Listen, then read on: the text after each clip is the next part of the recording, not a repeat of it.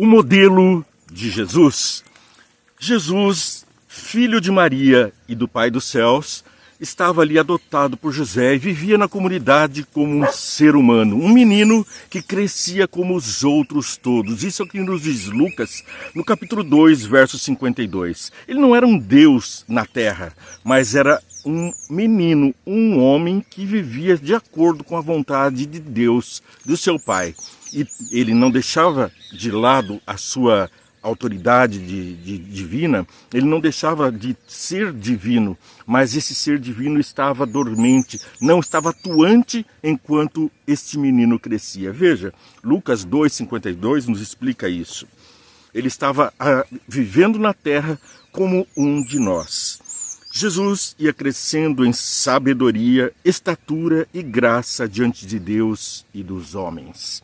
Jesus então tinha um crescimento em dimensão da qual também nós podemos crescer e devemos crescer. Estava ele então crescendo mentalmente, desenvolvendo suas habilidades mentais e também fisicamente. Ajudava Maria e também ao pai na marcenaria, o padrasto na marcenaria. Também espiritualmente ele se desenvolvia cada vez mais, tanto que agradava ao pai. E mais ainda, ele também tinha um bom relacionamento social, onde ia, prestava serviços, era prestativo, era amável, era uma pessoa agradável de se estar junto. Isso que nos diz no livro O Desejado de Todas as Nações, a autora Ellen White, na sua página 45. Vamos ver então as habilidades, o caráter dele e tudo o mais que ali ele fazia. Sua mente era ativa e perspicaz, com uma capacidade de reflexão e sabedoria além de sua idade. Não porque ele era Deus, mas porque vivia com Deus. O caráter dele também era belo e harmonioso.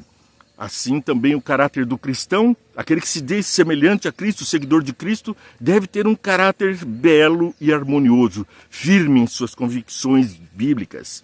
As habilidades da mente e do corpo se desenvolviam gradualmente e conforme as leis da infância. Também temos que fazer desenvolver da melhor maneira capaz e possível para o ser humano as habilidades mentais.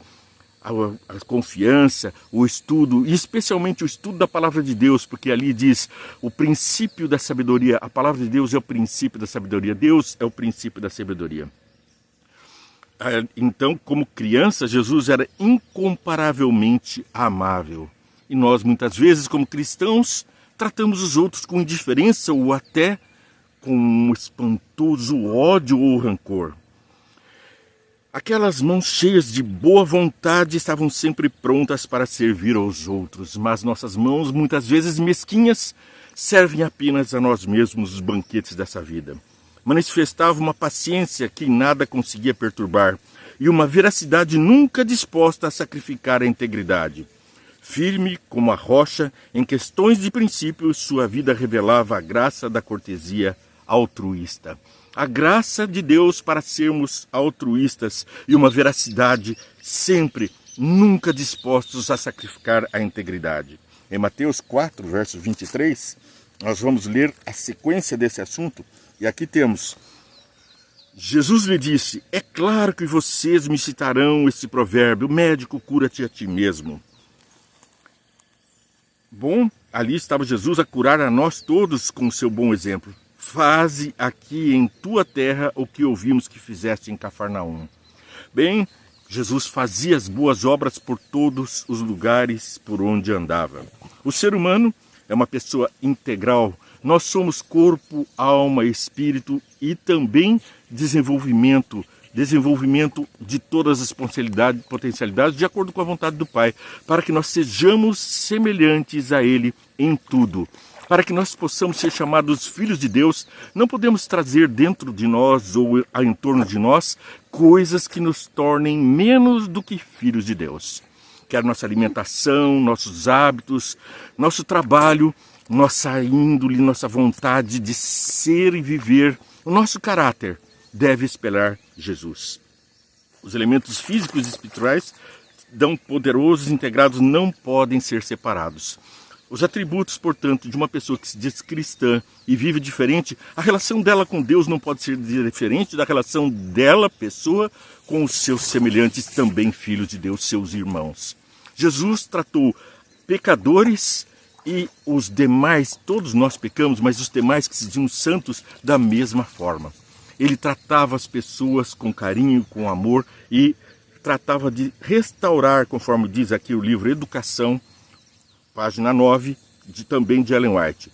Ele tratava de restaurar no homem a imagem do seu autor, levá-lo de novo à perfeição em que fora criado, promover o desenvolvimento físico, mental e espiritual, a nossa relação com Deus. Veja que sempre que quando se fala espiritual, a letra está em minúsculo, portanto não se trata de um subjetivo, não se trata de atribuir a uma personalidade para uma pessoa, no caso o Espírito Santo, mas ou também a um ser, um ente que está por aí vagando depois da morte. Não, aqui é o desenvolvimento atual do nosso espírito, a nossa índole, a nossa vontade, que deve ser aprimorada pela convivência com aquele que fez tudo e que tudo era bom. Depois do pecado, só você, eu e aqueles que seguem a Cristo estamos realmente no caminho de Deus para o aprimoramento. A imagem e semelhança de Deus nos criou, a imagem e semelhança de Deus nos restaurará. Que Deus te abençoe muito. Você assistiu o Vê e Entende, um programa para ser visto, seguido, compartilhado. Não se esqueça, vem com a gente e ore. Pai amado, ao recebermos a Tua palavra, nos prontificamos a estarmos juntos de Ti, ao estarmos firmes nela e a crescermos conforme a Tua vontade, sempre em direção a essa luz, como plantas que almejam o sol. Nós almejamos o sol da justiça, a Tua palavra, a verdade dentro de nós e na nossa mente, em nome de Jesus. Abençoa a todos. Amém.